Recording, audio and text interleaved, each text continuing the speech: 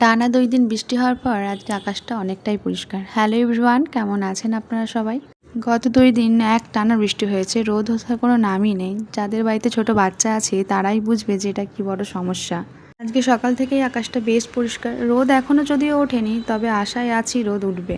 এই সুযোগের সদ্ব্যবহার করে ঘরে যত আধভেজা জামাকাপড় ছিল সব ছাদেই মেলে দিয়েছি। আর বৃষ্টির জল পেয়ে গাছগুলো কি সবুজ আর সতেজ হয়ে উঠেছে দেখুন।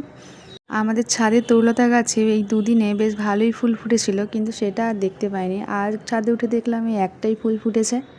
আর ছাদের কুনকো শাকগুলো দেখলাম বেশ সুন্দর হয়ে উঠেছে, তাই সেগুলোকে কিছুটা তুলেই নিলাম।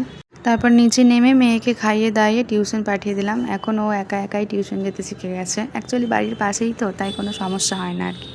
আর ওকেও টিউশন পাঠিয়ে আমিও নিজের ঘরটাকে একটুখানি গুছিয়ে নিলাম। ওরা থাকলে তো সবসময় ঘরটা অগোছালাই থাকে। অ্যাকচুয়ালি আমাদের বাড়ির প্লেসটা একদম ছোট হওয়ায় ওরা বাড়ির ভেতরেই খেলাধুলা করে। ওরাই আর কোথায় যাবে। আসলে দুজনেই তো একদম ছোট, ওই জন্য একটু বেশিই দুষ্টুমি করে। আস্তে আস্তে করে ওরাও বড় হচ্ছে, দুষ্টুমিটাও হয়তো কমবে। এবার নোংরা জামা কাপড়গুলো বালতিতে নিয়ে চললাম স্নান করতে।